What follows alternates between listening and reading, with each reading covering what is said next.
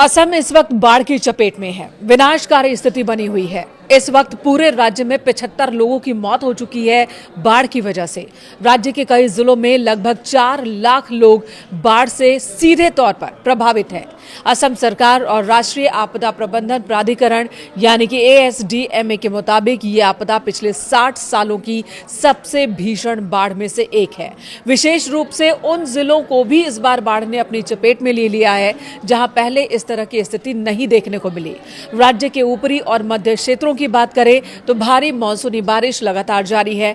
पड़ोसी राज्य नागालैंड के पहाड़ी क्षेत्रों से आने वाले पानी के कारण ब्रह्मपुत्र और उसकी सहायक नदियां उफान पर है।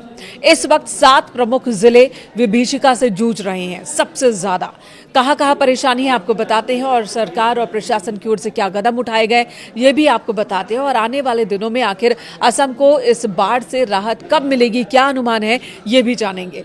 शिवसागर जिले में सबसे ज्यादा संकट है। यहाँ लगभग 3 लाख लोग प्रभावित हुए हैं। वहीं चराईदेव की बात करें और जोरहाट की बात करें तो ये जिले भी बाढ़ की चपेट में है। चराईदेव में लगभग 2 लाख और जोरहाट में लगभग 1 लाख लोग जो है वो पानी से घिरे हुए हैं। गोलाघाट में धनसिरी नदी के खतरे के निशान से ऊपर बहने की वजह से बाढ़ आ गई है। वहीं नागांव और कामरूप भी आंशिक रूप से प्रभावित है। असम के बाढ़ प्रभावित क्षेत्रों से आ रही ग्राउंड जीरो की तस्वीरें और वीडियोस बहुत ज्यादा डराने वाली और दिल को झकझोर देने वाले हैं। जलमग्न गांव और डूबे हुए घर तस्वीरों में आप देख सकते हैं कि पूरे के पूरे गांव, जैसे शिवसागर के नेपाली खुट्टी की बात करें, पूरा गांव ही तालाब में तब्दील हो चुका है। घरों की छतों तक पानी पहुंच गया है। लोग अपनी जान बचाने के लिए घरेलू सामान लेकर छतों पर या ऊंचे पेड़ों पर शरण लिए हुए हैं। एक मां और बेटे को अपनी जान बचाने के लिए 12 घंटे तक आम के पेड़ पर रहना पड़ा। नाजिरा और शिवसागर के कस्बों में आई तस्वीरों में पानी उतरने के बाद सड़कों पर और घरों के बाहर गाड़ियां और ट्रक गहरे कीचड़ में धंसे हुए दिख रहे हैं। इससे आप अंदाजा लगा सकते हैं कि यहाँ जब पानी आया, बाढ़ आई थी तो अपने साथ कितना मलबा लेकर आई थी।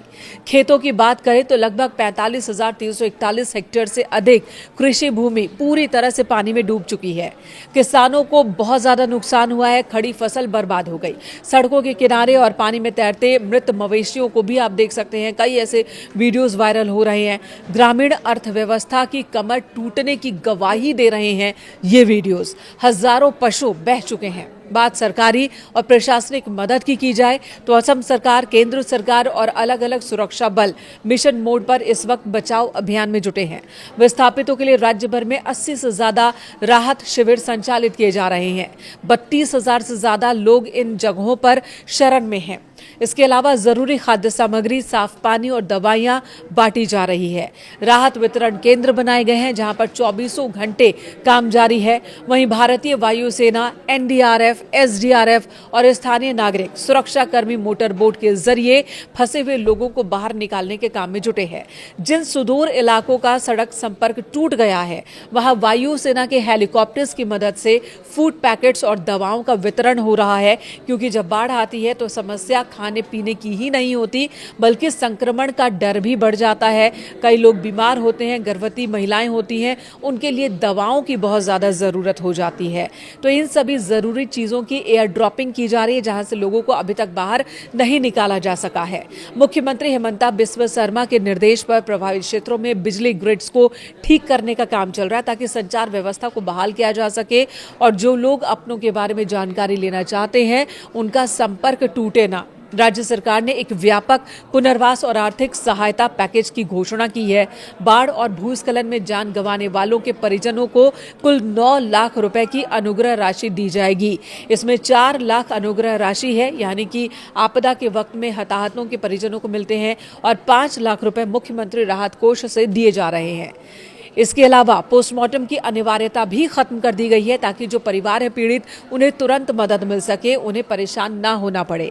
1 लाख से अधिक गंभीर रूप से प्रभावित परिवारों को सीधे तौर पर 15,000 रुपए की नगद वित्तीय सहायता भी दी जा रही है।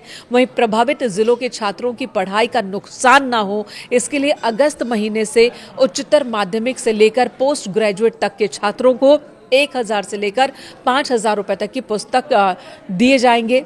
केंद्र सरकार भी स्थिति पर पैनी नजर बनाए हुए है। एक वीडियो सोशल मीडिया पर वायरल है जिसमें एक बच्ची सड़क किनारे अपने किताबों को सुखा रही है जो बाढ़ में भीग गए और इसी वीडियोस पर सबका ध्यान आया।